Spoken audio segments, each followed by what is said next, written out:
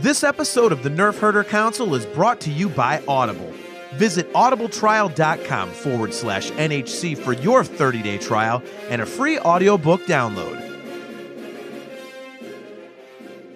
Warning: the following podcast contains irreverent humor, exceptionally nerdy opinions, potential cursing, and plenty of love for the prequels. If any of the preceding offends you, please turn off this podcast immediately, and may the Force be with you. Why, you stuck-up, half-witted, scruffy-looking nerf-herder. You can't use that word. Only we can use that word. I'm a driver, and I'm a flyer. I waited a long time for a shot like this. What do you think? Well, what do you know?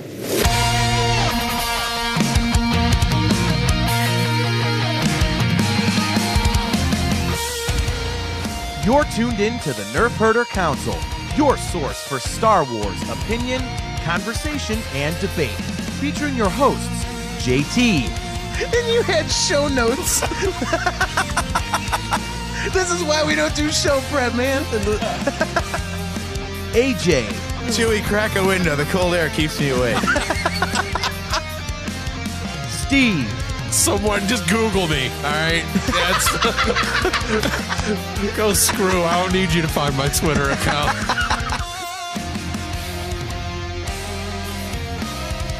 On this episode of the Nerfherder Council, we give our expectations of the upcoming film Solo, a Star Wars story, our review of the Solo tie-in novel Last Shot, and we give a quote-unquote update on AJ's Stormtrooper armor. This is the Nerfherder Council.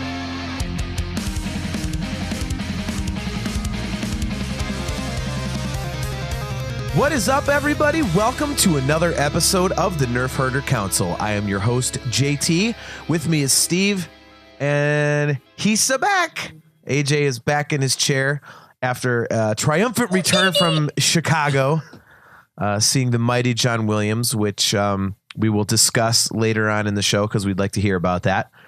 But welcome back. We had a good time without you. It was interesting. Yeah, I caught that. Yeah. Thanks. It was 5 seconds. I timed it. 5 seconds, Steve. You're welcome. What did I do in 5 seconds? Are you talking about I mentioned that you were gone on the last one? When I said he wasn't committed. Yeah. Oh, yeah. and you that. bookended it nicely at the end and repeated it again. Yep. So. Yep. Well, I don't know. I think Steve might have had a point. Well, I'm glad this is an audio podcast because then you can't bleep a middle finger. Giving us the stone cold salute over there. Nice. Hey, we can't help the fact that you weren't committed. All right. So this is our second to last. Actually, it's our last show before. Yeah. Oh, wait, no. Well played. Wait for it. Wait for it. Now, this will be the last show that we release before Solo officially hits theaters. We got our tickets. I actually got mine. I would say only a couple minutes after midnight. Maybe it was like 12:04, 12:05, because I stayed up until midnight as soon as the clock hit 12 o'clock for May the 4th. Coming from May the 3rd. I'm never sure how to phrase that. That's usually the day after May 3rd. So. I was trying to get the 411 on Celebration because last time they announced it right at the stroke of midnight and I missed booking my hotel rooms and I was not going to miss that this time. So I decided, all right, well, then I'm going to get up.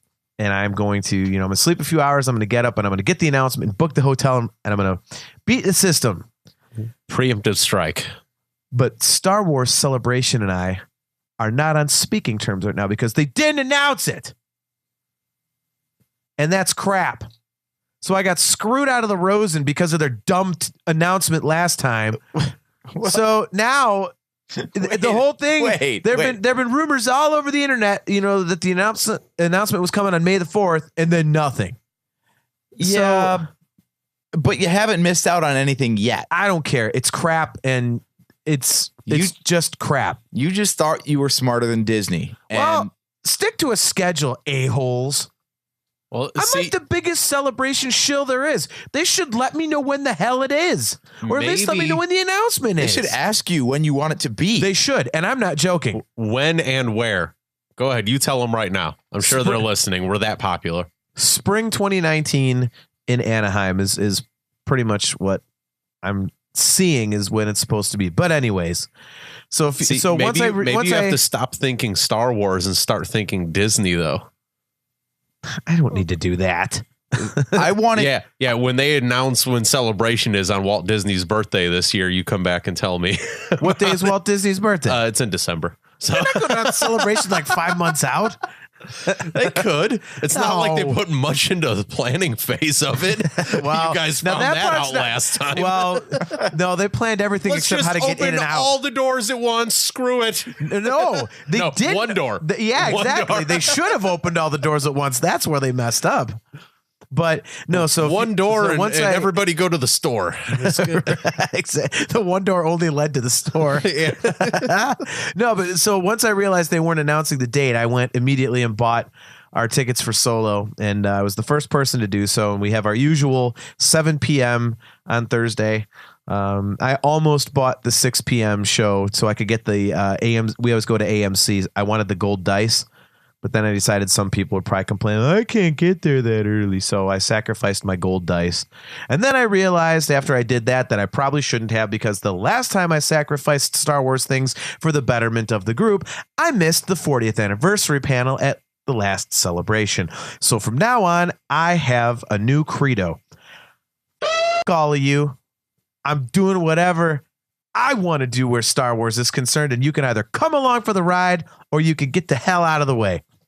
Because I'm a nice guy like that. Sounds like it. So moving on, we have So our gregarious of you. Thank you. No. So on to the topic for this evening. So I'm not rambling, but this will be our last show before Solo comes out. The show after this one will be our reaction to the film.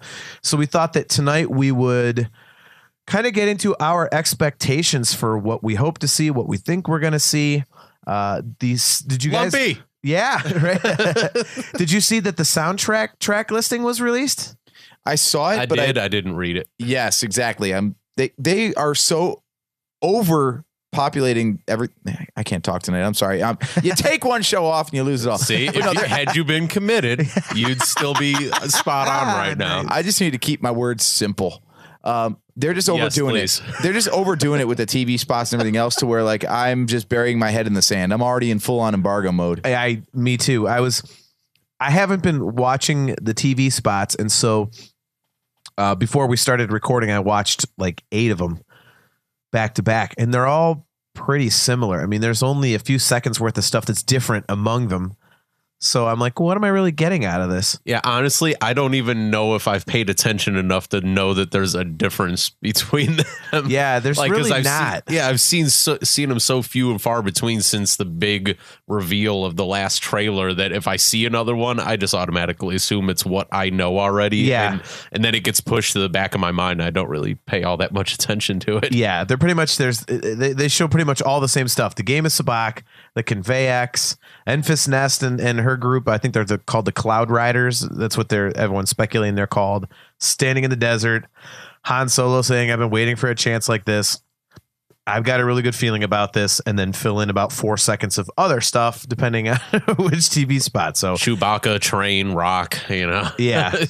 Let's see. So I'm just going to read the titles of Reddit Star Wars leaks. Okay. Just the titles of the top 5 posts on Okay. that subreddit. Solo meets Lando clip. Solo opening speeder chase cut from trailers. Solo Disneyland Star Wars Nights poster. Mark teasing on Twitter. And Beckett and Chewie playing holochess clip. Okay. So yeah, everything is like, here's pretty much the whole movie, just at 30 seconds at a time. I'm still so surprised that they gave us basically nothing, and now it's this unbelievable torrent of content. It's like you couldn't like spread this out a little bit. I mean, I really wonder if it did have something to do with the physical release of The Last Jedi, because I'm like, well, do you really have to focus that hard on making people buy the Blu-ray and all that and the digital. I don't get it, but I mean, it is what it is. And I'm like you, AJ. I kind of went dark. I just decided not to look at anything, and then I realized, well, I guess I probably should. And a lot of it was pretty similar.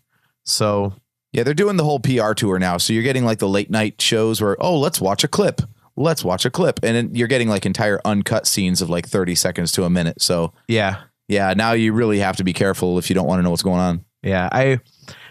Well, to start it out, I mean, as I've said before, and I've been asked a lot about this, especially last week being May the 4th. I had at least 100 people, and I'm not exaggerating, say, May the 4th be with you. And at least half of them asked me what I thought about the upcoming movie. And my overriding thought, as I've said on the show, is that I think there's only one of two ways it can go. It's either going to be unbelievably amazing and take us all by surprise, or it's going to be the first ever like complete and utter piece of crap Star Wars movie. Yeah, I kind of gather that too. There's no gray area with this thing. Yeah, it's going to be really good, or it's going to be complete crap. Yeah. So I mean, given that, honestly, my expectation going into this, I have very low expectations. I'm expecting it to be a bad movie, and I hate to say that, but I just, something about it, like, it looks really cool and I'm really excited for it. So yeah, like the trailer gave me hope. Like that the big reveal of this is the trailer before we got 8 TV spots. I agree. The trailer gave me hope because I was like, to those who have none. Exactly. Was it A New Hope? See, we both had to throw it in there. Yeah. I was just like, yeah, I even told somebody, I was like, it makes me like not, because I was so scared about them ruining the character with this, that the trailer, I was like, okay, like I don't feel like I got to hold my breath. You know, it's kind of like you almost expect everything because we know so much of the story already. But now you're just going to get to see it on a TV screen, basically. But now you're just like, I felt better about the movie after seeing the trailer. So I did too. But now these TV spots and seeing all the similar stuff, and I don't know, my expectations and my excitement for it ebbs and flows so much that I don't know if I'm doing it purposely, but I know my expectations are, oh boy. I mean, I'm kind of going to go in there with that look on your face where you're like waiting to get punched. I don't even know if that's a bad thing though, because we talked about it with The Last Jedi about how I constantly go into the theater with no expectations. And that's when when we were talking about it before we started recording about, hey, we're going to talk about our expectations. I'm thinking to myself, well, this is going to be quick for me because I have none. Because I never do. I try not to have any. That way I'm not disappointed when I leave. But yeah, it's probably not a bad thing to think that it's going to be crap, because if your standards are already in the toilet, it's either going to meet your expectations or it's going to surprise you. One of the two. So you're bound to leave the theater feeling at least okay with yourself. Yeah. So. I have this feeling that we're going to come out of it loving all the characters except for Han Solo and maybe Lando Calrissian. Because it's like Chewbacca, Chewie's Chewie. Yeah, exactly. And then everybody else is pretty much new characters except for Han and Lando. And, you're going to come out and you're either going to say they should have picked somebody else, or you're going to go, I'm not really going to recognize this and just move on to what you know about the characters. Yeah. And that's what's so hard is like people may come out of it, oh, they did a terrible job casting. But I mean, with characters this iconic, is there really a way to get it right? Can you ever really know if they could have gotten it right? I mean, it's almost impossible. I don't think so. At this point, I mean, had they done something like this in even the 90s or something like that, you might have been able to pull it off, but it's been around for 40 years at this point. It's like, how the hell do you grab a random actor that's in his late 20s or whatever and go, hey, you're Han Solo now? It's like, ooh, that's a big role to fill there. I don't envy the guy. I mean, he's got to step into a role that Harrison Ford fully embodied. Yeah. And yet, and he's even talked about this in interviews, you can't just do your best Harrison Ford as Han Solo impression. You got to come in and do your own version of Han Solo. Yeah.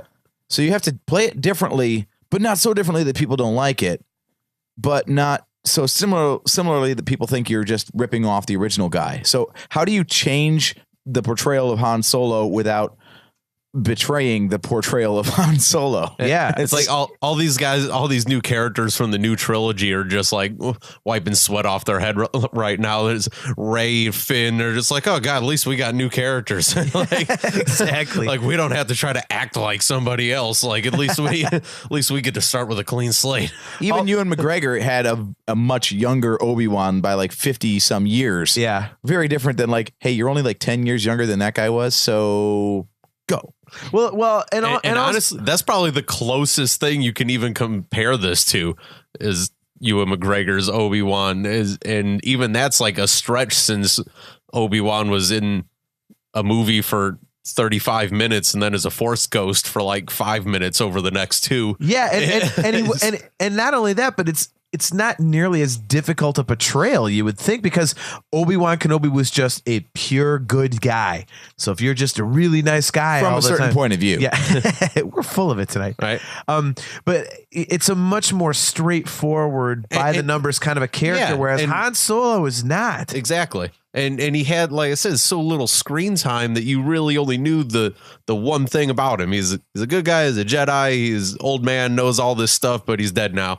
All right, so go play the younger version of him. And so, yeah. I mean, that's borderline a clean slate. They could have did whatever the hell they wanted with him, but they have so much set in line with Han Solo over the course of 4 movies that when you go back to do a prequel of his story, it's like, okay, we got a lot that we have to keep in line still with this guy. Yeah. I think it could be a prequel phenomenon where like you always like to say, JT, about Anakin, where you can't just start off with a kid who's a little pissant and then he grows up to be a real villain. Yeah. No. So you've got to take the character from an origin that you don't recognize and then grow that character into the one that you do.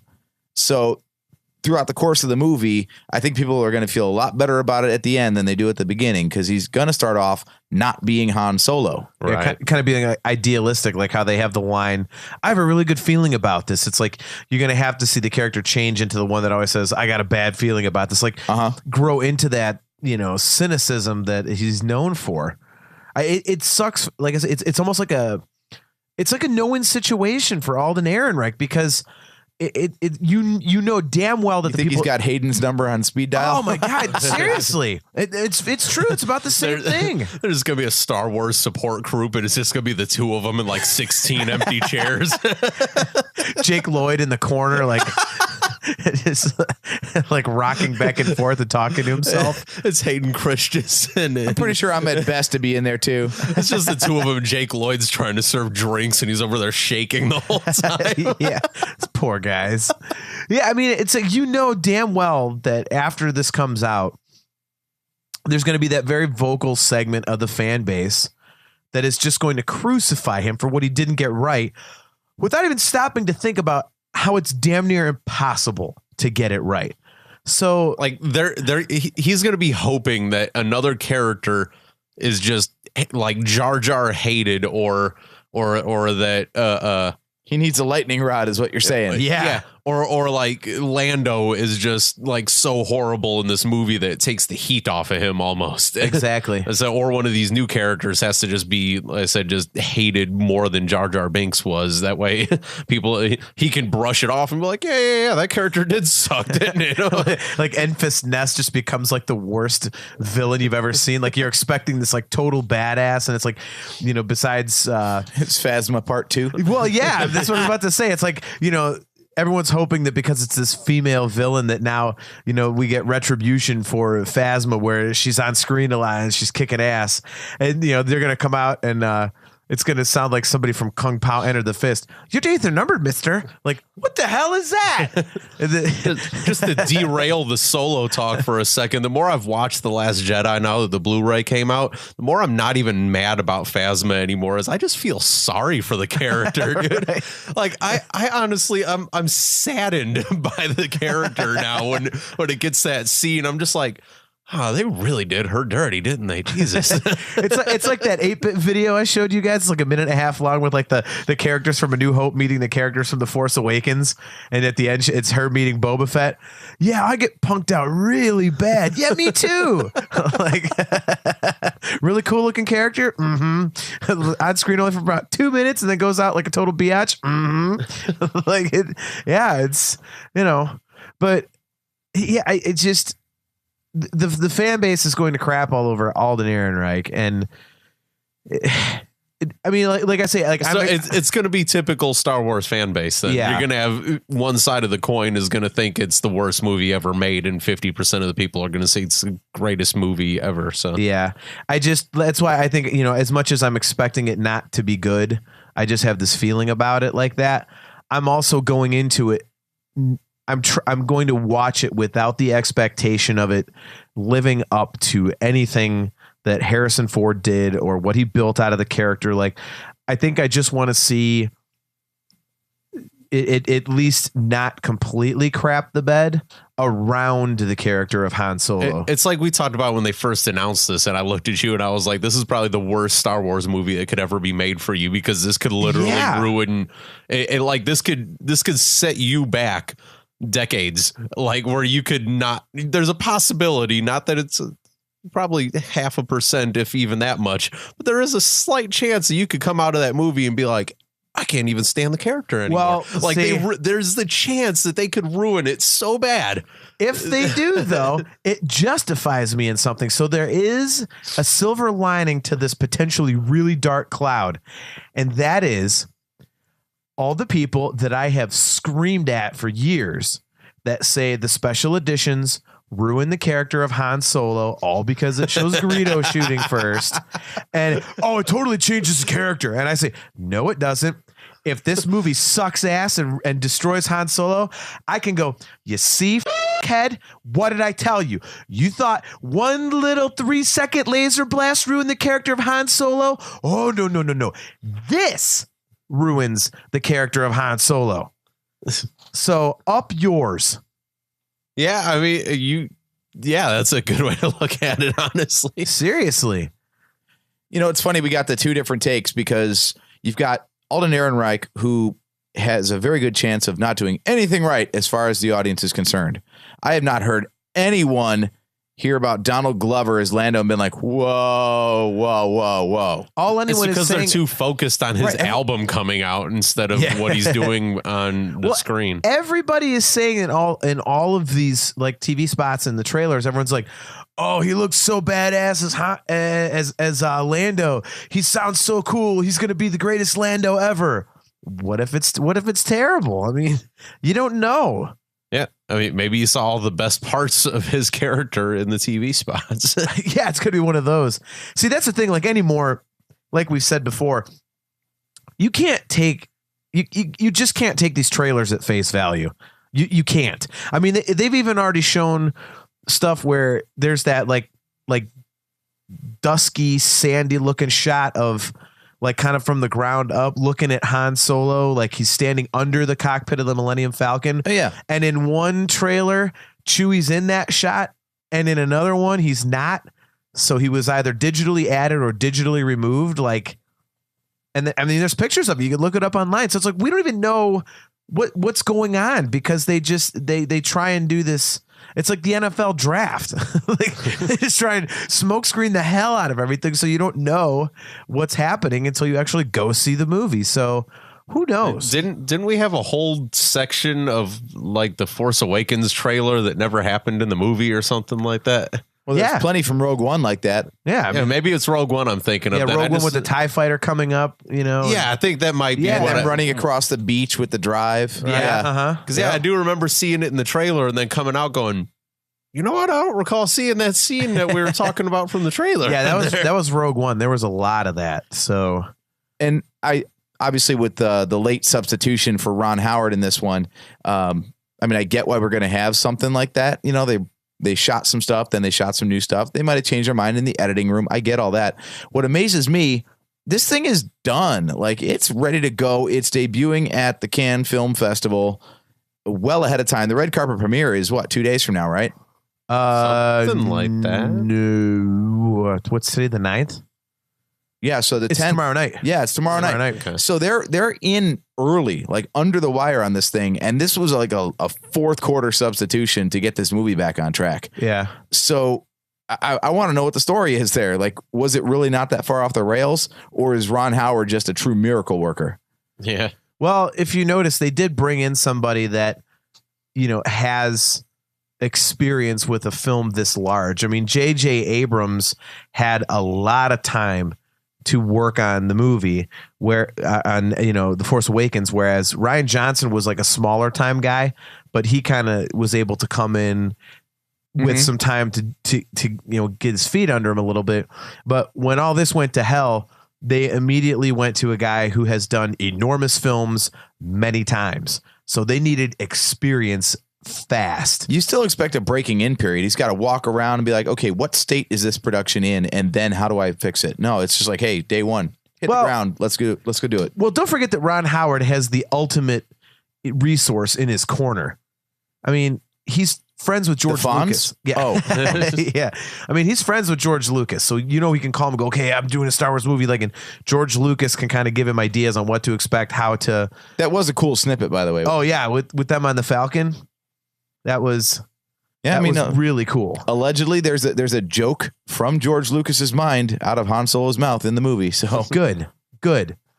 I still wish George Lucas was making Star Wars movies. Dude, oh, well, I'll tell you what. Yeah, quick sidebar, but have you seen any of that James Cameron series? No. On AMC, it's about like basically the history of sci-fi in filmmaking. No, huh? And it's every luminary sci-fi director you can think of, and of course George Lucas is one of them. Okay. And just hearing him talk to Cameron about like how he approached the medium and why he put this into his version of sci-fi and all this, just hearing George Lucas talk about movie making, I'm like, God, I miss that guy. Yeah. No slight on the new directors, but George Lucas he's like Dave Filoni. He's just fascinating to hear. Yeah. I mean, it's like we were talking about the director in the Jedi. I mean, Lucas had a reason for everything, and at its heart, it's really good reasoning. I mean, people can argue with the execution, but his reasoning behind it is always solid, and it like you use the perfect word. It's fascinating how he comes up with this stuff, and when you really study him and what he did in the movies and all these different motifs and everything. You always wonder, like, did he think of all this stuff, or did it just come out this way and people are reading too much into it? Or did he actually think in his head to do these certain little tiny things because everything had a deep meaning? Like and just to create something like that is miraculous to me. So I just, I think a lot of that is instinct. And then after the fact, he's like, oh yeah, that's why that seemed like a good idea at the time. He just did it to make a fun movie. And then afterwards, when people are like, oh, it's because this deep thing here and deep thing there, it's like, oh yeah, that's exactly why I did that. Well, I mean, you've written songs before. Do you always know exactly why something sounds like it goes there? No, I mean, you write, I think creatively, music might be a little different because each thing is, 3.5 to 5 minutes long. It's a small little, it's a very compact composition. Whereas a movie, you've got this 2.5 hour canvas to work with. So, I mean, it could be different, but even in graphic design, sometimes I throw an idea out there and it just resonates. I'm like, yeah, that's the right thing to do. I don't know why. It's a feeling. And then after the fact, I can go back and be like, oh, well, yeah, here's a whole bunch of reasons why that actually does make sense. But I didn't know it at the time. I know for me, it's like that. I write the lyrics and I'm like, okay, well, they're about this. And what does the riff mean? I like the riff. I wrote a cool riff. So I put it in the song. Like, it's that simple. I mean, so it's half and half. Yeah. And maybe Star Wars is like that and people just are reading into it because they like to do that. I don't know.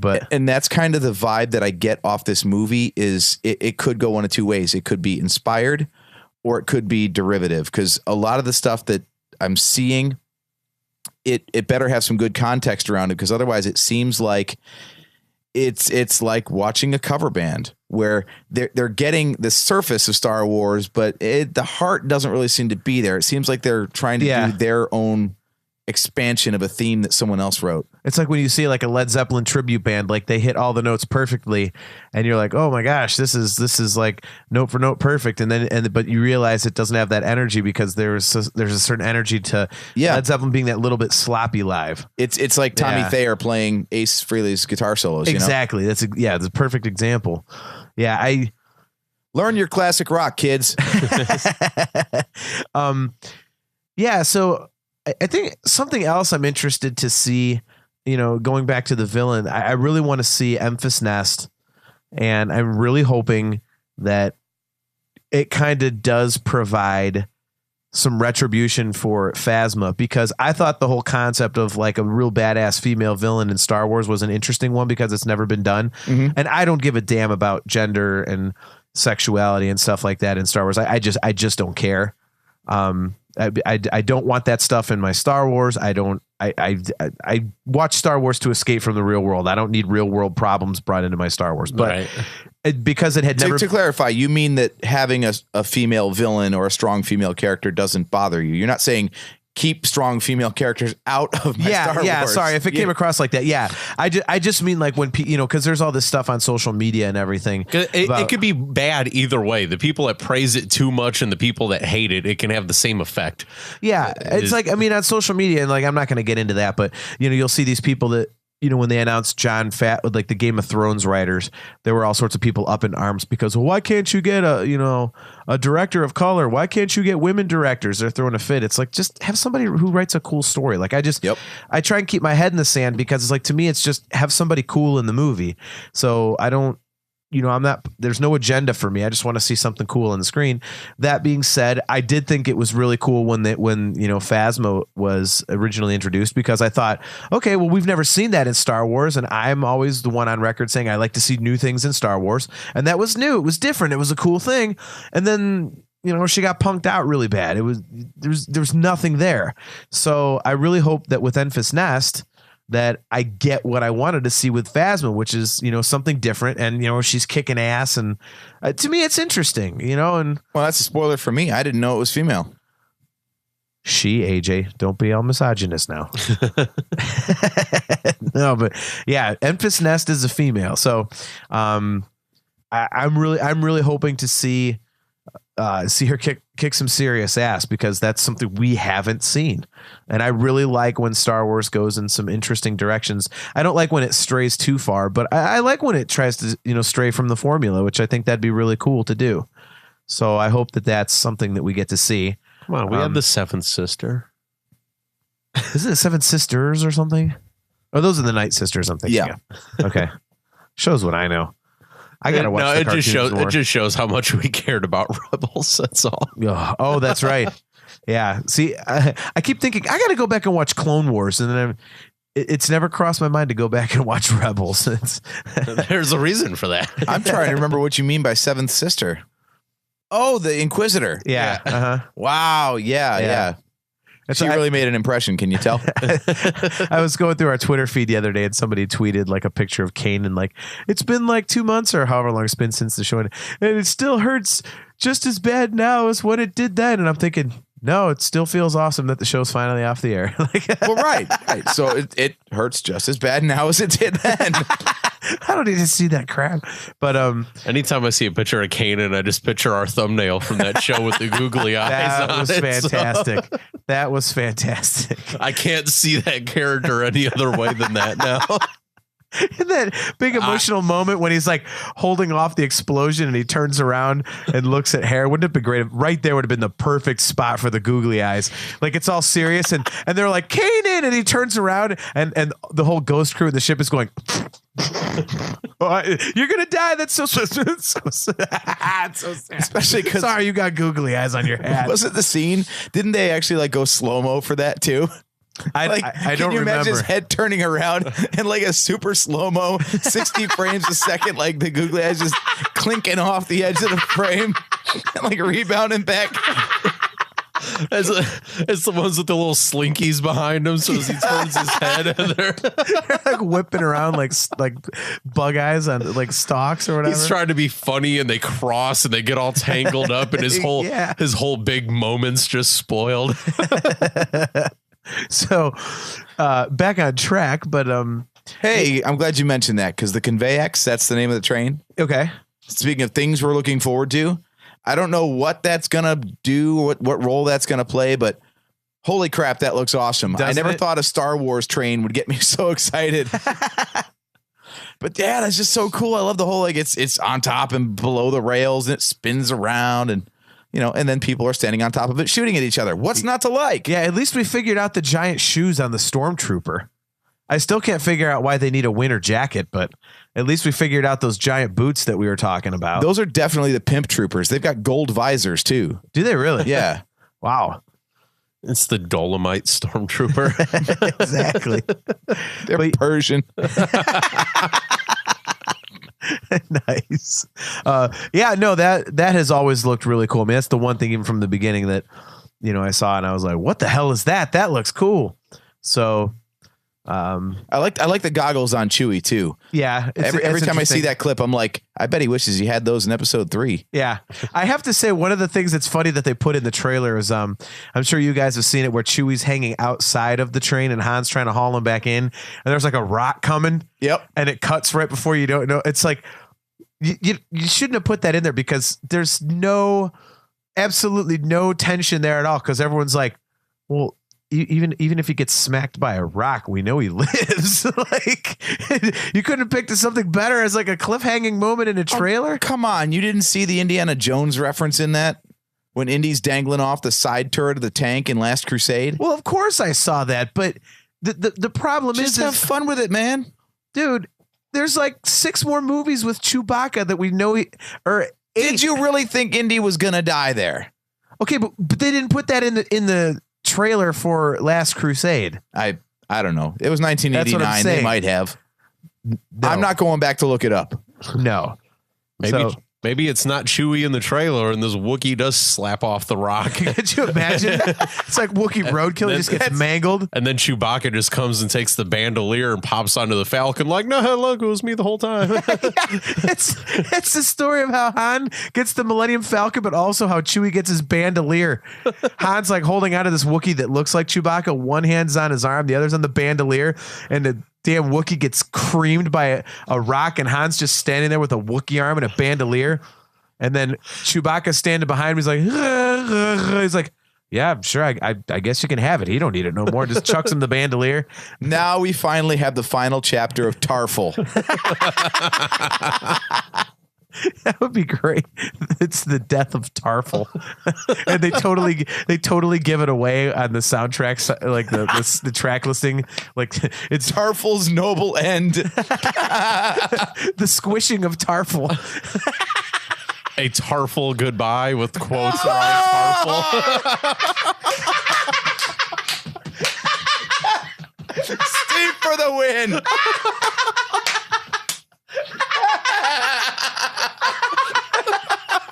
How did you think of that? That sounds like something you would have had been thinking of for a week. A Tarful goodbye.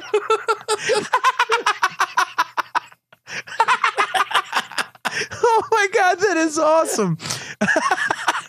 Well, we officially got off one of the best one-liners in show history. Wow. Tarful goodbye. I can't stop laughing, dude. Oh my God. I could just picture that on the back of the CD and Tarful goodbye. Like, how would people react? Like, oh man, you gave it away. Wait, did you really do that? I'm picturing the sounds, just this like meaty thud against the rock, and it's just like,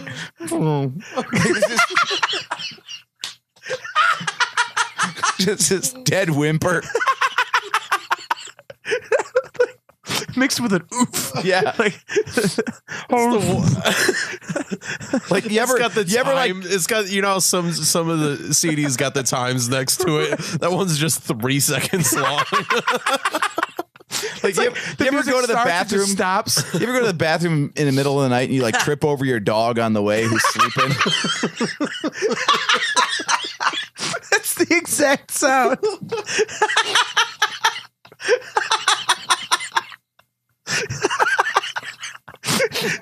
don't want to see that. You're just gonna go home and turn the recorder on your phone on and kick the crap out of your dog. That's it. That's exactly it, man. That's the sound of Tarful hitting that rock. It's the end of Back to the Future. You just text AJ and you're like, remember that sound you were looking for? Well, listen to this. You just kick the piss out of your dog. Oh man. Well, now our expectations for Solo has changed a little bit. Or have changed, excuse me. Swear to God, we get 5 minutes into that movie and Tarful's in there. You're just gonna hear, I'm gonna be leaning over the seats like, hey. It's like the opening scene of the whole thing. It happens within like the first 2 minutes. It's actually how the fanfare starts. It's like surprise fanfare. He hits the rock.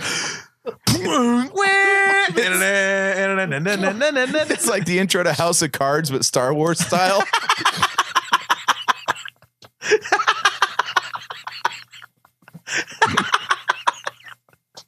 Alden Ehrenreich gets like a 1.5 minute long solo at the monologue at the beginning of the movie while he's busy choking out Tarful. Putting it on his misery. He just hangs him outside of the train to make it look like it was an accident. He wasn't actually. Tarful, goodbye. Did you honestly just think of that on the fly? Yes. That makes it even better. I don't know which would be better, coming up with that on the fly or just sitting on that for like wait a week, like wait till I get to pull this one out. I wish I sat on it for a week. Are you kidding? Oh my God, that is so funny. Oh. All right, so does anyone have any idea what the hell this movie is actually about? Like Han plot Solo? details? No, we know he rides a train. We know he's in the Falcon and getting shot at by Empire people. And he rides a speeder. Like, does anybody know exactly like what the movie is about? Yeah, so far it's just been like action clips of like, hey, he likes to go fast and not get shot. I have a feeling that when they first announced this movie and they all sat around the big war room and they started to like brainstorm, that was probably the very first question that anybody had. Yeah. They were just like, all right, so it's going to be Empire people and Solo. And what the hell else do we do with this? Yeah. I wonder if like the big mission, man, my throat is messed up from laughing so hard. If the big payoff type of thing is him actually getting the Millennium Falcon. I would think it kind of has to be. Yeah, I mean, I don't know what else you would show because there's so much that happens to him after this. It's not like there's some huge moment of, unless he gets all cynical because, he gets real close to Kira and she dies or something. I mean, I don't know. You would have to assume that it's basically, it just gets him to where he becomes the smuggler, cocky scoundrel guy that we know in episode 4. So at the end of the movie, he's had a lot of stuff happen to him that kind of hardens him, and he's flying the Millennium Falcon with Chewbacca. And it's just how he kind of got there.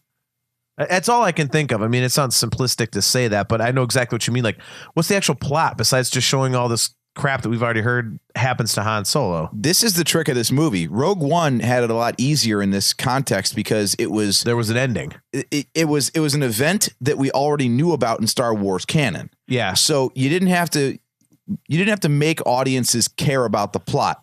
They already did because it was already established. But everything that happens in this movie is all made up. Like there was nothing in these other movies, or at least very little in these other movies, that actually said, this event already happened, now we're going to show it to you. It's just like, oh, well, yeah. Okay, so you want it off. Okay, so you know that he gets the Falcon, and you know that he met Chewie sometime before episode 4, and he knows Lando from before episode 4. That's about it. Yeah. But outside of that, like, no idea, man. Yeah. None whatsoever.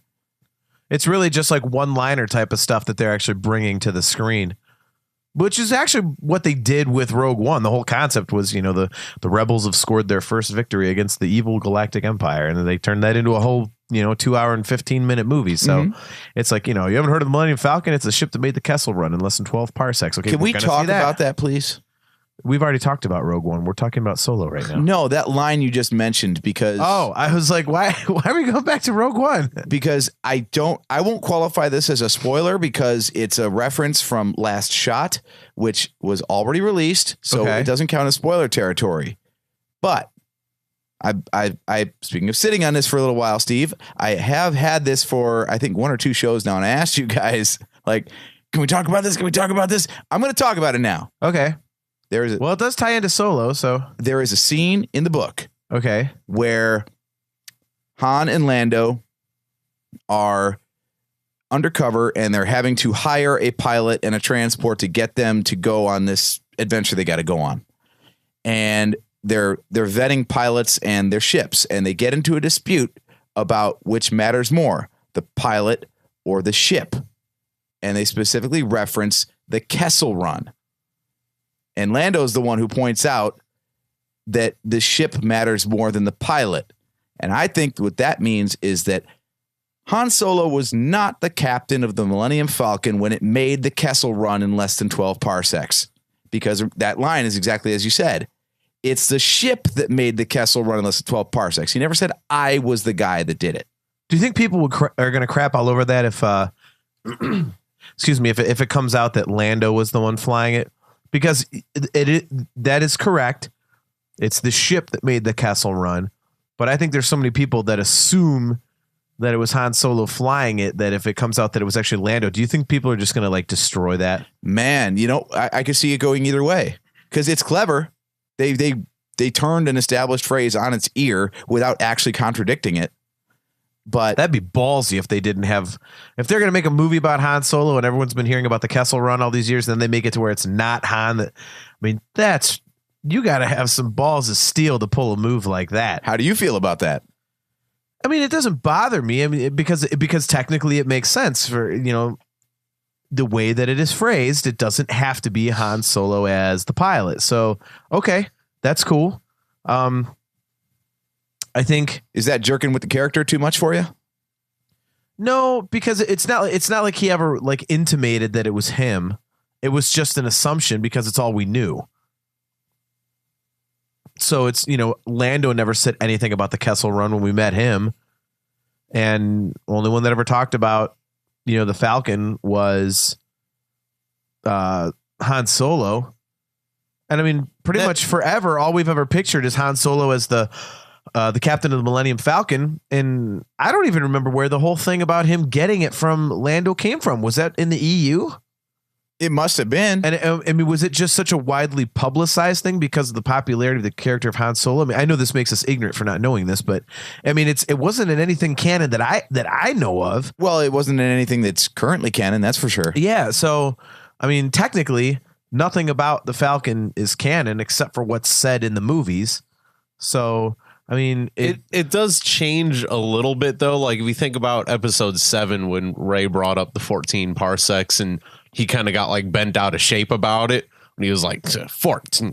What are you talking about? 12. And then he like mumbles the 14. And it's like, if it was just the ship and not him, why would he have gotten so bent out of shape? That's a really good point. That's a really good point. So if they do go and change that, it does kind of slightly, even if it's just in that one instance, change a little bit of what you think, because you'd be like, if Lando did that, why would Han have cared so much that she said was 14 instead of 12? But that's a really good point. So, I mean, it would change your thought process, at least watching episode 7. If they did that, you'd go back at least to that moment and go, well, that seems really odd now. Yeah. Yeah, that's a good point. I don't know that if you're trying to be clever, it's hard to stay in canon and clever at the same time. Now I'm trying to think of like how much we actually know about. I mean, I think from this trailers, we can already assume that those things like the Sabacc game and all that's going to happen. But I mean, hell, they released a home game of Sabacc. Yeah. I mean, that's one of the product releases for the movie. So it seems like they're writing it in, but they're writing it in under the assumption that it was already true instead of taking the stance of, well, we could actually do whatever we want because it was never officially stated. Yeah, I mean, that's just another reason why this movie is so dangerous. And to even conceptualize making a movie about Han Solo, it was just a very daring choice because there's so much risk of screwing it up. And at least with, making the prequels, the story of Darth Vader, they had 3 films to do that.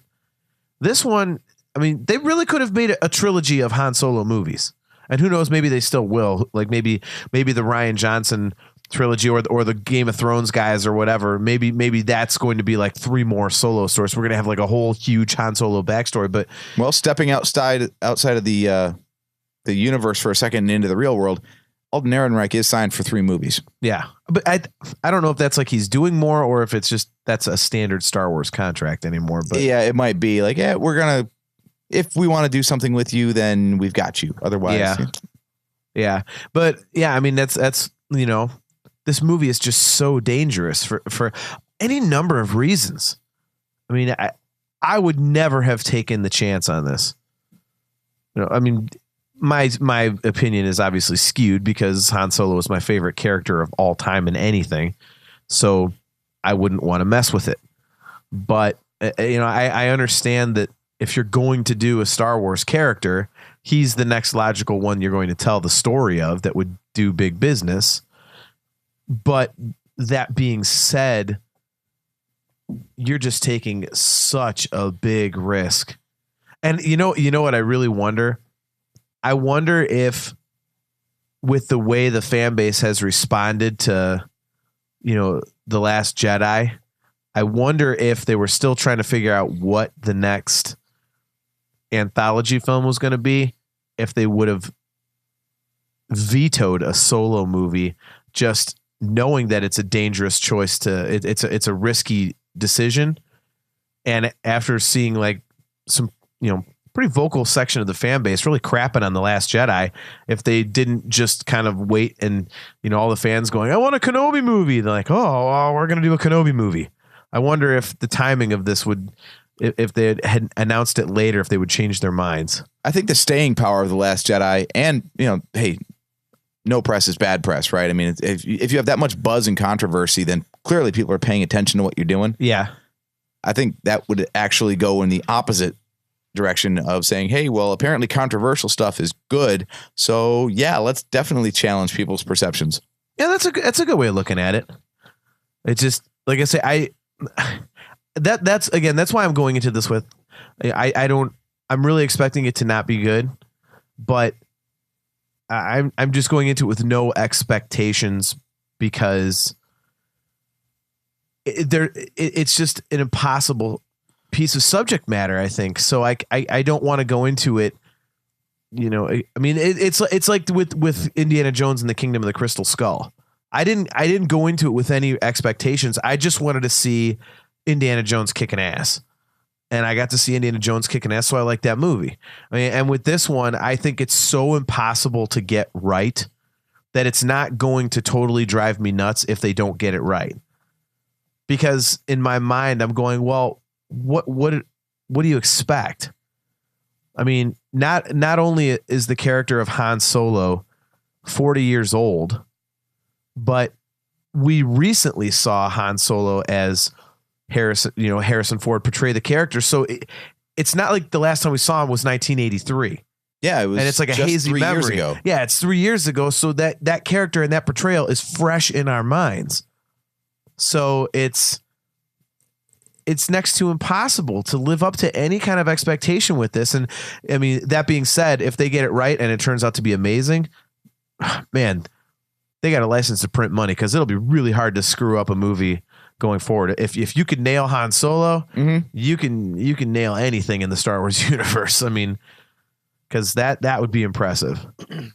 I mean, don't get me wrong. I'm hoping it's awesome, and I'm hoping it just expands the character of Han Solo. Because if I get more Han Solo played by another actor, and it's really good, that is going to kick ass, because then I'm sure they might make more Han Solo films if he's signed on, like I say, for 3 movies. Then I get to see more Han Solo. Oh no, that sucks. Like, right? Like, I'm going to be depressed about that. But one thing that I wanted to ask you, since we are on the topic of Solo and you kind of mentioned it, how far are you through Last Shot? Because I know me and you have discussed off the air, and you said you're really not digging it too much. Well, you know how I love my show prep. So right. I made sure. We all do. Yeah, right. You actually did show prep for the last episode. You liars, you cheats. Well, I had to. We were doing an interview. So what? Don't pluralize that, because I sure as hell didn't. Yeah, you're just splitting hairs there now, kid. Anyway, no, if you're interviewing somebody about a project that they did, I have to know about the project.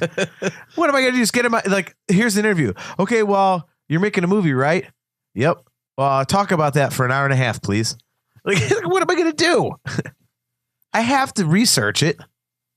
Okay, point taken. Okay, so anyways. It was just a joke anyway. I really didn't have a follow-up. Sorry, I'm really, really tired. Not totally channeling Ted here. Yeah. I didn't really expect a follow-up question. Now, speaking of, I haven't seen those in a while. I have to go watch them. So anyways, back to Last Shot. Yeah, I just finished it today. Speaking of daring, it's narrated by 3 people, because there are 2 perspectives and 2 timelines. So it follows Lando and Han, and it talks about the common thread is the threat, the villain through the whole thing. So you get, apparently Lando ran into it like 15 years before what they're calling present day, which is like 2 years after Return of the Jedi. So basically 2 years after Aftermath, or 1 year after Aftermath, put it that way. So like Chewbacca, they have to round him up from Kashyyyk because he's still like putting the pieces together after Han helped liberate the planet, and Ben Solo is only 2 years old, that kind of stuff. So they go back 15 years from that point, and they tell Lando's story at that point when he first runs across this thing, doesn't realize what he's just run across. And then they also jump back to 10 years ago from that point, which is when Han ran across it. So it does tie everything in, like Sana Staros is in it. What the hell is this? Back to the Future 2? Well, it's weird. It's a different storytelling device, and they use a different narrator for each one. That's a cool concept. It's just, I'm having a hard time following the timeline, but and talk about inclusive. Well, the way they do it is they start in present day, and then they cut back. There's a whole bunch of flashbacks when the story demands more of the backstory. But the 15-year-ago Lando part is narrated by January Lavoie, I think her name is. She usually does all the female authored books. Okay. They tend to do that. Like if a guy wrote it, then a guy reads it and that sort of thing. Yeah. But no, she does all of Lando's parts 15 years ago. She reads his perspective. Then 10 years ago is the author himself. And I've got to cheat and look at my Audible right now to find out what his name is. I have to ask you because it's like it's so much Star Wars stuff. They have like it's like 7 ABY, like after the Battle of Yavin. Right. Do they have that in here? But for Lando, they changed to ABT, like after the Battle of Teneb. Lando has a whole other like way of telling time in the Star Wars universe. Dude, that'd be amazing. It's like it's like military time and regular time. There's Lando time and Yavin time. People on Cloud City just hate him. They're like, I'm so sick of trying to use his units of measurement and time. We don't know anything about the Battle of Teneb. Can't you just go back to Battle of Yavin? Like, what the heck, man? That never happened. I had nothing to do with that. We talk about Battle of Teneb around here, whether you like it or not. We're on Lando time. When you wear the cape, you make the time. And it's time for a cool, refreshing Colt 45. And then some Dancing with the Stars. So the author is Daniel Jose Older, and he narrates the parts of Han from 10 years ago. Okay. And then our old buddy, Mark Thompson, he does all the present day stuff. Okay. So there's 4 people that are... 3. Okay, there's sorry. 15-year-ago Lando, 10-year-ago Han. 3. Yeah. Sorry, 3. Little Monty Python. So it jumps around and that part's pretty cool, the way it goes back and forth. But the weird thing about that is it's very obvious that none of the narrators had any idea the way the other narrators were playing the characters. Okay. So you get the same characters, the same villain, this Faison Gore, I think his name is. And it's like completely different. The voice is like nothing close in the different timelines. One of them gives him a French accent. It's just about, man. It's bad. I should kill him with the Millennium Falcon. What the hell was that? I will say, no intended slight to the author, but you got Mark Thompson, who's narrated, I don't know how many dozens of these books now. He's the Star Wars audiobook guy, yeah. When you've got to like go up against him in the same damn book, just concede, man. Like, don't even take that gig. Just be like, okay, get somebody else. I don't even want to go up against that dude. Right. It's like, yeah, I'm out. Not doing it. Yeah. Okay. And here's something. Now I will actually be critical for the guy that wrote the book. It really sounds a lot of times like it's an 8th grader trying to read a passage from a textbook because his teacher called on him. Like it's like he's just seeing the words for the first time. Like, dude, you wrote it. You seem confused by your own passages. Well, reading it and writing it are two separate things. I mean, I read very well, but I've tried reading an audiobook. Like I did that audiobook booth at Celebration a couple years ago, and I sounded like an idiot. That was your first time reading it, though. Well, you didn't write it. I guess so, but I'm just to have to put inflection into it is, Well, I've got a couple clips. Okay. But I think I want to do like a supercut. So we'll get some of him. And I also want to get my favorite WTF, because every Star Wars book has a WTF, right? Okay. Here it comes. So L3, the droid that Lando's got in this new movie, right? Okay. She's co-piloting with him from 15 years ago. Sure. So there are scenes with her in the book.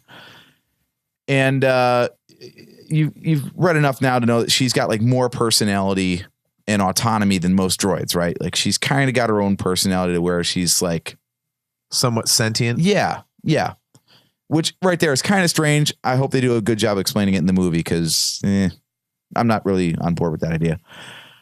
But there is a scene towards the end when they're like wrapping up after they've defeated the threat. It flashes back to 15 years ago because this all starts with her insisting that Lando leave this party that he's at to go chase down this signal in deep space. Turns out it's this giant weapon thing. Well, she claims, in her own words, to have had intercourse with the doomsday weapon. Please tell me that this is not actual intercourse and that it's some data thing or something. Well, let me play the clip for you. And she's you just riding on top of the weapon like the end of Blazing Saddles.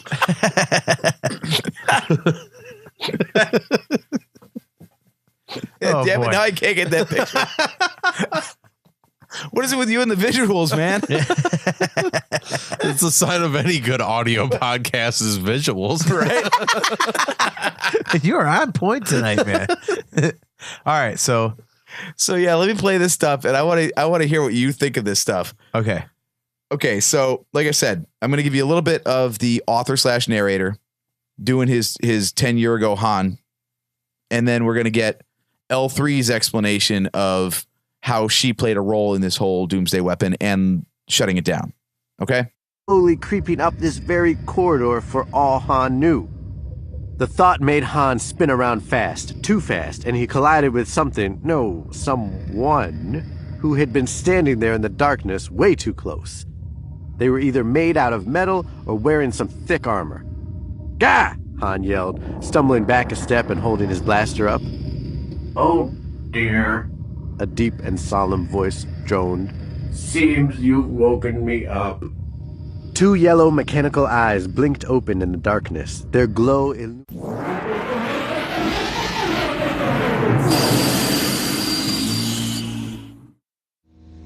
We had intercourse.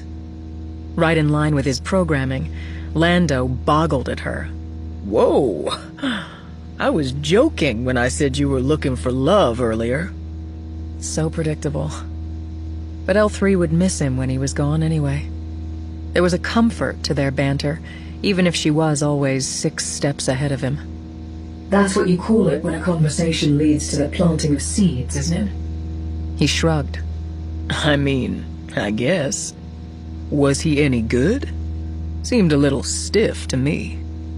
The stars streaked past. There was Praxit Sill, part of the Sava system, where a whole civilization had risen and collapsed over the timing of an eclipse. There was Bara Baras, a system so remote most organics still didn't know it existed. I mean, it was just a small pile of trash, Lando reasoned. I guess there's still some possibilities there, though. L3 mustered up an amiable shrug, but her thought processes were elsewhere. I'll leave it to you to imagine the possibilities of droid procreation. It's one of my specialties, actually, Lando said, and he began rattling off a lurid list of organic-steeped barroom humor. So there you go. That's droid intercourse in Star Wars. What the hell did all that mean? I was waiting for him to say something about her going to put lipstick on in her push-up bra as she was going to go. Yeah, seriously. So where the hell are they going with this? What does that mean? Yeah, so the way the whole book wraps up, and I guess, I don't know if this is a spoiler or not. So she basically swapped programming with the weapon and then was able to build robot clones of herself to go fight the weapon years later whenever it became active. That was it, but they had to go through the metaphor of intercourse to get there. Like, why? Yeah, see, that's the WTF moment of this book. Like, okay, I'm kind of on board with some of it. Some of it's weird. Okay, the main villain is some guy who has some Utapau medical student who has a break, like a mental break, and decides that droids are superior to organics. So he starts splicing them together to save droids by using living body parts. So that's where Grievous comes from. Dude, that'd actually be a pretty cool tie-in. It's just basically. I mean, the Separatists are hiding out on. Well, it's okay. When he said this would be after that, I think. When he said meshing droids together, first thing that popped into my head was Voltrons. He created Voltron. This is like, you're going to be a leg and you're going to be an arm. Well, do you like medical droids with Wookiee arms? Because those are some of the thugs in this. Get out of here. Yeah, apparently dude spent some time on Kashyyyk picking people off in the woods. And sounds like then their time arms in showed that up on kid's droids. room from Toy Story. See, this is why I couldn't get into the EU. This is a graphic book, man. Because the other part of the Doomsday Weapon is it sends out a program to all droids everywhere to kill organics. So it turns every droid in the universe into a murderous, killbot. Oh, Order 67. Yeah, exactly. Pretty much, yeah. I mean, and it is dark. Anytime someone gets off, it's like in gruesome detail. Talking about we cut the tendons of their knees first. So they couldn't walk away. So they were and talking as they were about droid intercourse, and he's talking about people getting offed. What the hell is going on in the Star Wars universe? All right, this is a dark book. I did. This is Chad, 1970s porn music playing in the background of that thing. I don't want to piss off any EU fans, but this is why I couldn't get into it, because the books they stretch too much. Last Shot, a Star Wars snuff film. Yeah, really. Yeah, it's just, it goes too far. It's a droid with a Wookiee arm running around, to me, that's just reeks of trying too hard. I don't like that, and it's the reason why I can't get into all the new books. Is it the arm that Han was holding after Tarful smacked into the rock? Tarful's arm, exactly. That's where it came from. Post rock accident, Tarful's arm. So it was just held on by duct tape, flopping around on the bottom. Doesn't actually work. Right. It's just on there. Man, I thought I could do a better job of grafting this on. It's a medical droid, so it's just flying around, and that dead hand is just slapping into people. Yeah, so, all right. So, is the book worth it? Is the story okay? Or be honest, or is it not? It's as worth it as any other book, meaning it gives you more stories and adventures with the characters that you want you want to know about. But what kind of a it doesn't stupid ass review is that? But it doesn't stand up to what happens in the movies. I approach the books like this. So it's a book, but it's not quite a movie. I think what the hell? That was the dumbest Damn thing. you guys. Look, is the book? Look, it's like any other book. Oh, thanks, appreciate that. It's got words. Yeah, and no Dude, visuals like our podcast. you want a review? Google it. Yeah, no. I always go to the books like this. As the story's unfolding, I think, would this play out well on a movie screen? Like, would people walk out of theaters and go, yeah, that was worth seeing? And my answer is usually not. It's usually not. And this one, because of all that weird stuff, you'd be like, if this was on the screen instead, I would shit all over this thing. But because it's a book and weird stuff happens in the books, that's kind of like the legacy of the Star Wars books, is weird things that would never make the cut as a script. So in that, it's like a book. All right. If you want to know more, about Han Solo and Chewbacca and Lando after Return of the Jedi, and Leia too, then great, you get more story of theirs. If you really don't care and you think you can just pick up with episode 7 and forget everything between the two, then leave it alone. Well, that doesn't say if it's good or not. That's what I'm saying is, like, would you recommend that people listen to it or read it? Would you say it doesn't need to be read? It's not enjoyable. It's too far fetched. It sucks. It's good. I loved it. Like, I loved the Inferno Squad book. I loved the Thrawn book because the story was great. It was very interesting. It flowed quickly. It flowed nicely. It told an original story. It was good. I highly recommend it. If you appreciate the weird stuff of Star Wars when they might go a little too far left field, then this book is for you. Okay. If you're like, no, I like the movies and I don't like it any weirder than that, then stay away. Okay. That makes sense. That other quote unquote book review of yours would have gotten you like a D- if we were in school. Like, write a book review of this book. Well, it's like any other book. Like, the only reason you didn't get an F is because you made no spelling errors. Like, but yeah, I don't know. You have no patience. That was a topic sentence, man. Yeah.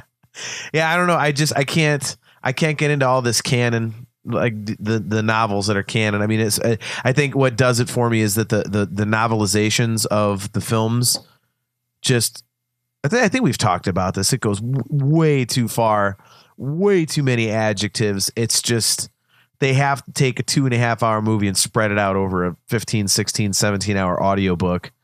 And it's just way overdone. Mm-hmm. And I'm just not into it. And I still haven't finished The Last Jedi novelization. Yeah. I've never finished a single novelization of any of them. And also, I have to admit this, and maybe this makes me a little jaded and I shouldn't be, but some of the authors, when you go on social media and they're retweeting political crap, it drives me nuts. What's the stance on the novelizations? Those can't be canon, can they? No, they're canon. How can they be? Sometimes they include either deleted scenes or completely altered scenes because they're based on early drafts of the script by the time they start penning the novelization. So if something in the book differs from something in the movie, they can't both be right. They said all books and movies and comics that came out after the Disney sale are canon. So I don't know how they justify changes like that, but they said they're all canon. Yeah, I mean, especially with the movies, you usually get a 4 to 6 part comic book adaptation. You get the book version as well. So, I mean, there's differences, subtle differences, sometimes big differences between the three. I assume the movie trumps the other two. You would think so. That's what I would think. So, yeah. Because there are a couple things that are a little weird or a little different in the Last Jedi novelization so far that I've gotten to, and I'm frankly glad that they're not in the movie. So, yeah. Well, yeah, like I said, I don't really get into the books as much. And again, I like, maybe I'm biased, but my hatred of social media is well documented, and some of the authors just retweet political crap. And Star Wars is escapism for me, and I don't need real world problems being thrown in my face. It's like, I have my own personal Twitter page, and I don't use it very much because the stuff that comes up, I want to use that for sports. And now there's all sorts of garbage that people are just retweeting. And our show page, I love being on there and having discussions with people. But even that, I mean, off air, I told you guys that I got suckered into some really dumb tweets by people the other day. And just So are you saying you wish you could do more, but you've got your own problems? yeah. Man, that's what, 4 of those we've done tonight? And it's rare we get a Lando quote in there. I know. But yeah, I got suckered in again, and I know I shouldn't. And it kills me every time I get suckered into this stuff, but I can't help it. I mean, what I told you that the one guy commented that he thought that the First Order was basically like a pro-Trump thing or something. And I'm like, what? And then he said that, it's obviously a political agenda somehow, because when they're in Canto Bight, they save the animals, but not the impoverished orphan children. And that's obviously that. I'm like, dude, it's a movie. Just watch the goddamn movie and have fun with it. Like, you don't have to read into everything. I don't understand. It doesn't count as escapism if you're constantly reading into it like that. I know. You're not escaping anything. I know. Well, I'm trying to, and I'm failing miserably. And I tell you, as much as I love him, Mark Hamill, a lot of the retweets come from him. Just spewing like all this stuff. I'm like, dude, like, I love you, but come on, man. Like, I just don't want to read it. I don't like politics. I don't like all these arguments about, like I say, like race and gender and all this stuff. And it's like people are doing it on their Twitter accounts, like important Star Wars people. And it just bums me out. Like, can't you just talk about lightsabers, man? Like, come on. Believe it or not, these people do have lives outside of Star Wars, and they have beliefs and they share them just like everybody else. I'm just not social media guy. I just, everybody having to have an opinion and thinking that it matters equally. I just hate it. I'm just like, no. Isn't that actually true, though? No. No, your opinion matters less than mine. No. F you. Nobody, but nobody really cares. Be honest. Do you really care about what everybody else's opinion is? No. So shut up. Well, this is a whole other tangent for a whole other podcast, because that is the entire basis of social media. Well, but I hate social media. And it's also ignorant for me to say, like, your opinion doesn't matter more than anybody else's, as I host a show giving nothing but my opinion about Star Wars. Well, so this is a podcast. This isn't the social media network. Well, whatever it is, it's still hypocritical of me to say. Social media just opens doors into ugliness that I don't want to see. I like to keep my head in the sand and just imagine that everybody's nice and everything is fun. So, but you know what is not fun? Ordering stormtrooper gear and never getting it. So you said that you have. I don't think anybody at this table knows what that feels like. I know. So getting off of my social media rant, because I'm just a crusty prick. You just said you old have age setting in. Don't worry about it. Yeah, sure. So we can wrap up with some May the 4th talk. May the 4th. Did you guys do anything for Star Wars Day? I watched The Last Jedi. Nice. Perfect. No, I didn't. Really? I actually did not. He sulked in not hearing about Celebration. I went to the Queensryche concert. Yeah, exactly. I sulked about Celebration. No, I went to the Queensryche concert. So there, I went to a brewery with an intention of playing Star Wars Jeopardy. The game never happened. Well, the negotiations never took place. Well, you know why? They saw a member of the Aluminum Falcons coming in. They're like, oh, screw this. Yep. Not doing it. After you left, shut it down. Yeah. Move on. No, I stayed there all night. All damn night.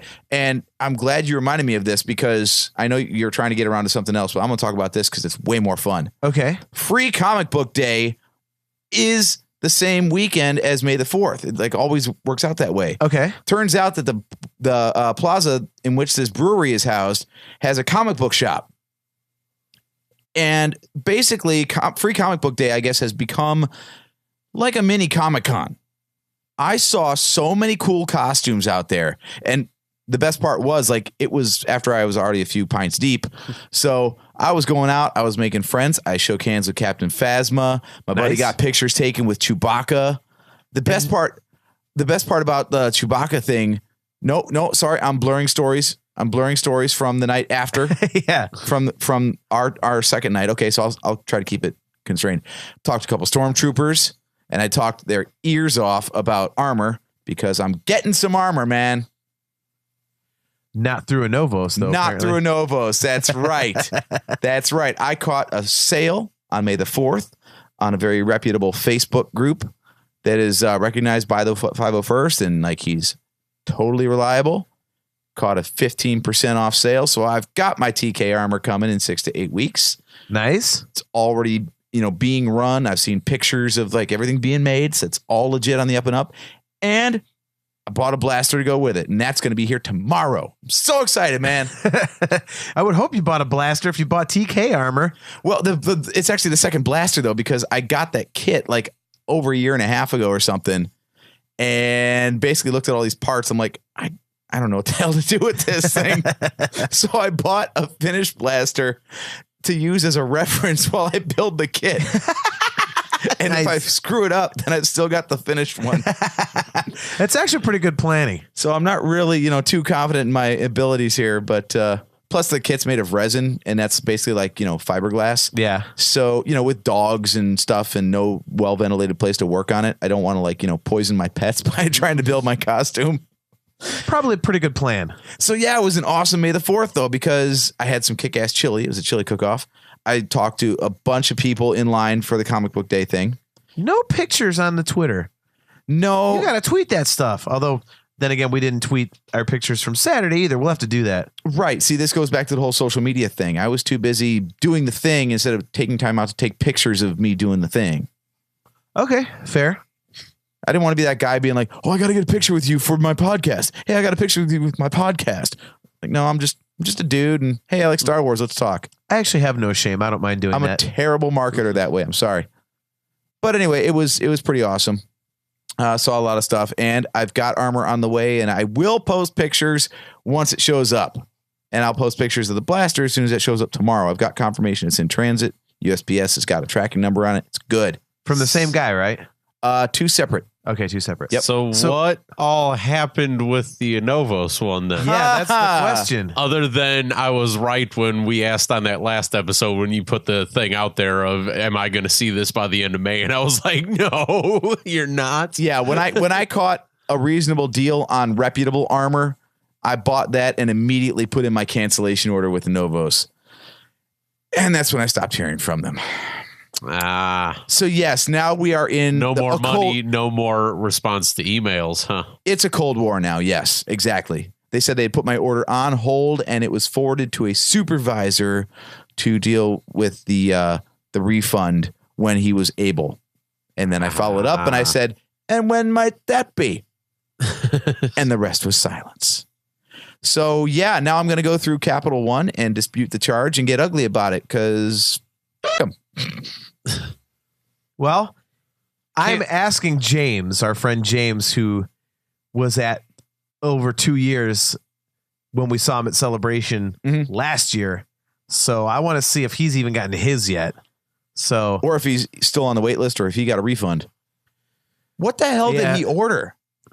I think his was standard armor too. For how long it's been waiting, I would assume he's ordering the same amount of suits that was in Star Killer Base on episode 7. Yeah, right. Otherwise, there's no reason as to why it should take that long. I just do not understand that company. I'm part of a Facebook group, the Novos Stormtrooper Builders group, and all it is, there's a couple posts about like, hey, yeah, I did this troop in my armor. I love my Novos kit.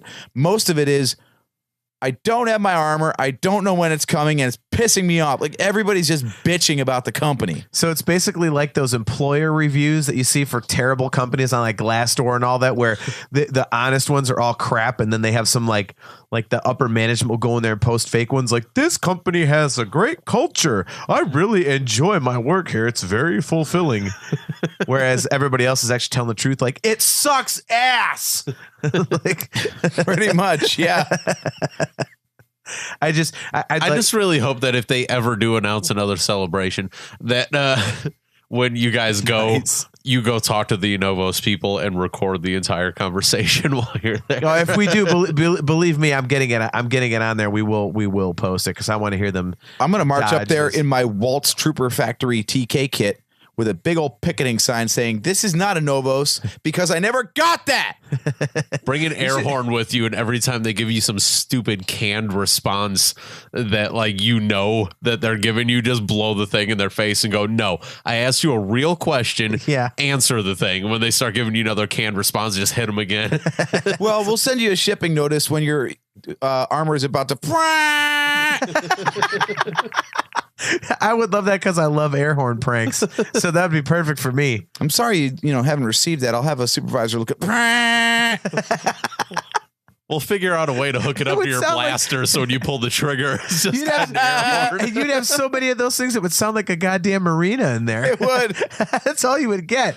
By the time you're done with the conversation, the can would be dead. It would be like the squeak that like you see what you did at Novos? You went through an entire air horn with your lies. A Novos lies to its customers. Just walk up like in your other armor and just go up to the guy and be like, "Man, I gotta tell you, I really love my armor." And then he's like, "Oh man, we're always glad to hear that, satisfied customer. No, this isn't you. This isn't from you. I got this like in like 6 weeks from another company after like 2.5 years of you dicks not sending me anything. Mm-hmm. And I'm here to ask you why I don't have my refund because I want to buy another set of armor from the guy that gave me this one." Like, just totally put him on blast. And then we put it on the air. Man, I tell you what, they ain't got no shame in sending me emails every other week trying to sell crap though. New pre-order. It's like everything on their website except for the keychains is on pre-order. Like, what do they do there? Other than run a website. They send emails. Keychains. They send emails and take money. I think Elon Musk is actually the owner of the company. Great at taking pre-orders as long as you don't ever expect it to actually produce anything. Yes, I just got political. Sorry. No, that's okay. It is what it is. It is what it is. It's like introducing our new TK Model 3 I do have to say, there is that part of me that does not feel bad for you because you ordered this after James told you how long it took him to get his. Yeah. And you still went and did it. It was a risk. You got to take the risk and see. The only thing that pisses me off. No, you really don't. You don't. Some people do actually receive their product. So I knew it was a low chance, but it was a chance. And now I know why it's cheaper than any other kit because, well, you're just loaning them money anyway. So. Yeah, I mean, I wouldn't have ordered from them to begin with just because the stuff on that site is so unbelievably, ridiculously expensive. The only thing that really pisses me off is that I put it on a credit card, so it's been accruing interest all this time. Oh, man. I gotta tell you, with everything that you've been through with that, I would actually, I would fight for the interest back. Be like, look, you took my money. It's accruing interest, and you took my money for a product that I never received, and you had no intention of sending me. Mm-hmm. That poor guy, that little lone guy over in Indonesia, whatever. Poor Mr. Novos. Poor Novos. I'm more firmly convinced than ever it's one guy. That poor child that's working in a basement somewhere. I'm telling you, I'm more firmly convinced than ever it's just one guy whose name is a Novos. And he just is able to email a lot, and that's about it. They should actually make that a character name, like one of those background characters. They should have made that one of the kids in Last Jedi that was getting whipped. Seriously, the character's name could have been Anno Voss or something like that. That'd be perfect. See, now we need to write our own fan fiction and just have it like be a character that just is basically like being tortured for months and years for being an abject bastard to everybody. So this guy, Anno Voss, it's like a tale of revenge. It turns into like a Texas Chainsaw Massacre, like kind of human centipede story. And everyone will be like, why did you write this? This is really dark. And the people that have ordered from a Novos will get it and be like, I love this story. This is almost as good as The Empire Strikes Back. It really is. I wish that was one of the characters in Last Shot. Then you'd love it. I feel like I need to crowdsource this so we can turn it into a movie.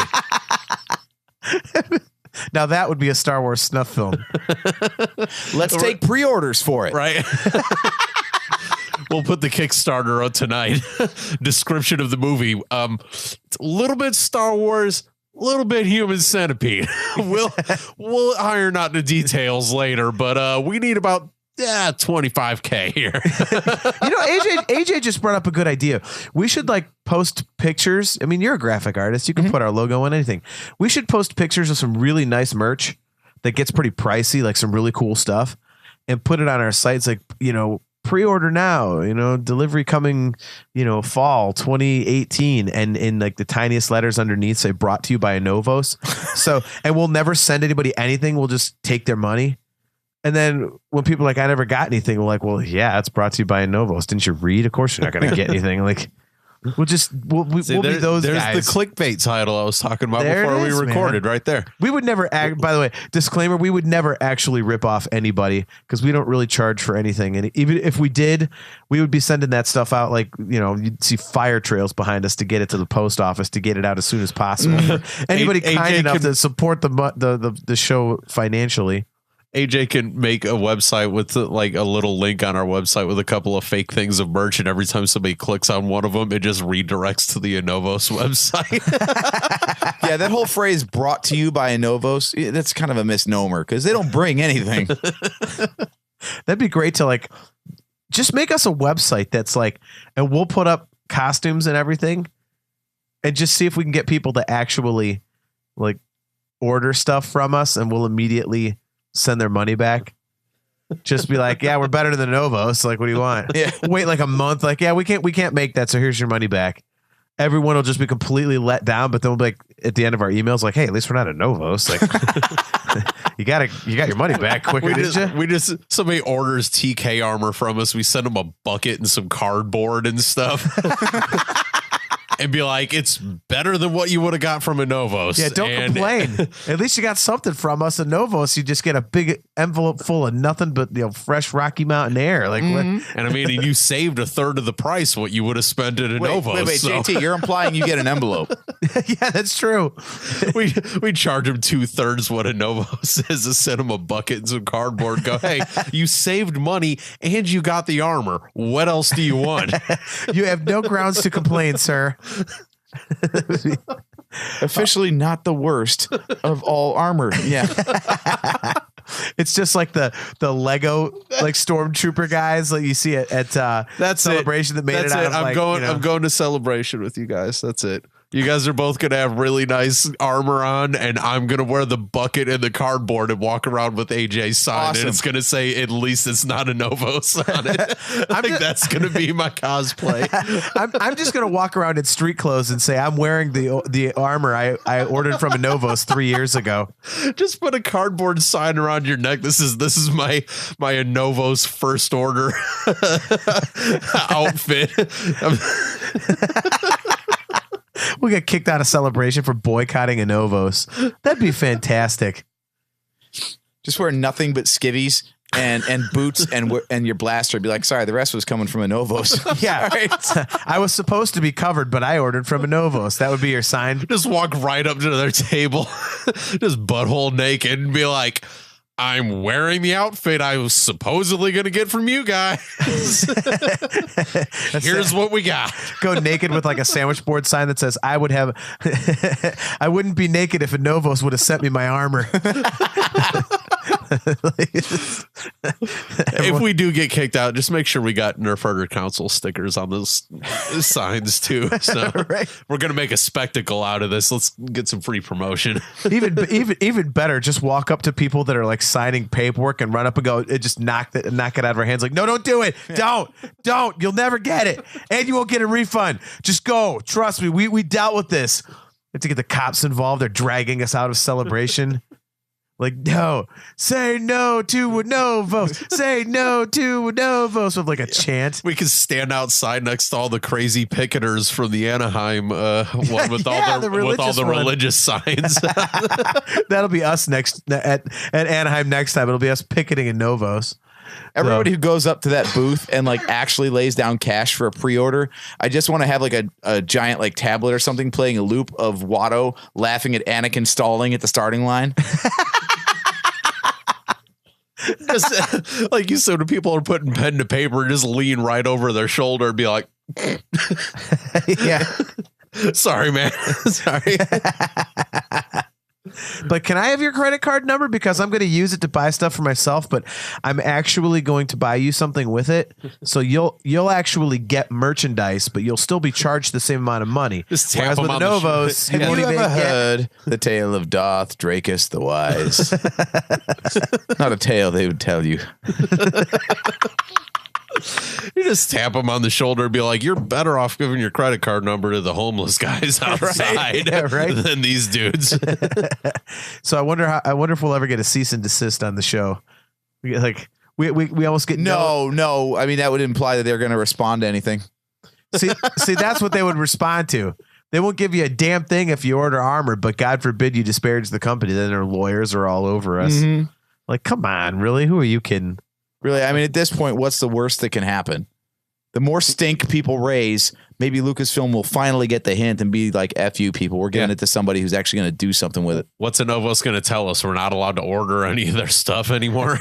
You can't use our website anymore. Oh, no. I forgot to tell you, I almost got hooked from our website. Damn it. It's like a drug. Like, I almost got hooked, actually. I went on their site to like hit up the customer service form and request my refund, and they were running a 25% off sale. And they had Stormtrooper neck seals, in stock. And I was sitting there like, maybe I should. No, you're canceling.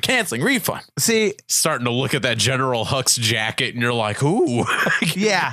He cancels and then promptly drops like $3,500.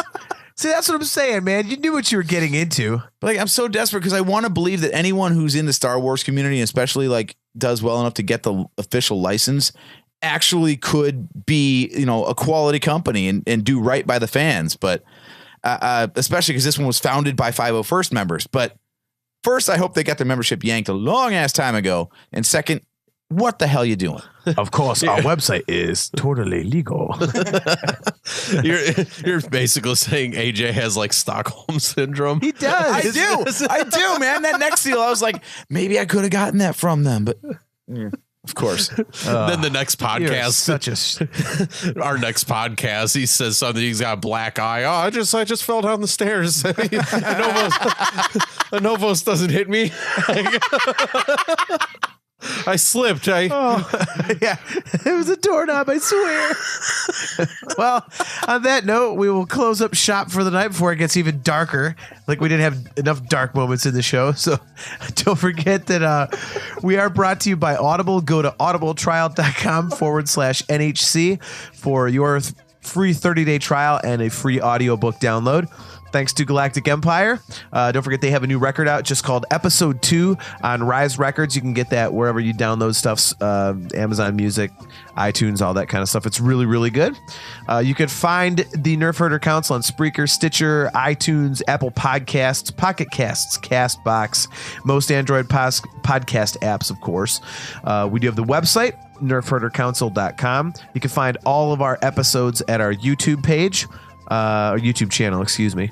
Do we have a YouTube channel, or should we just post it? Like, yeah, it's a YouTube channel. We don't get that sweet custom URL until we get about 10 times bigger than we are. Okay, so subscribe and do whatever we have to do to get us 10 times bigger on on YouTube. Do that for us. Thanks.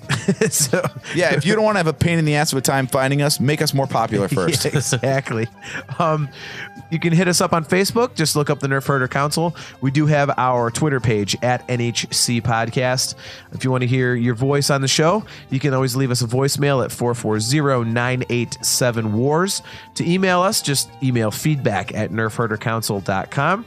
So, as usual, I'm your host, JT, at Dog Pound Jedi. He's AJ. At Drake Adams, 579. He's Steve. At Tarful, goodbye.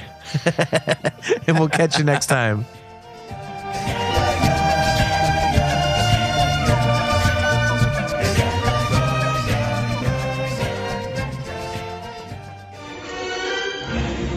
This bucket of bolts is never gonna get us past that blockade. This bucket's got a few surprises left in her. Plus, me and Chewie are on it. Ain't that right, Chewie? Hell yeah, you my nerf herder. You my nerf herder.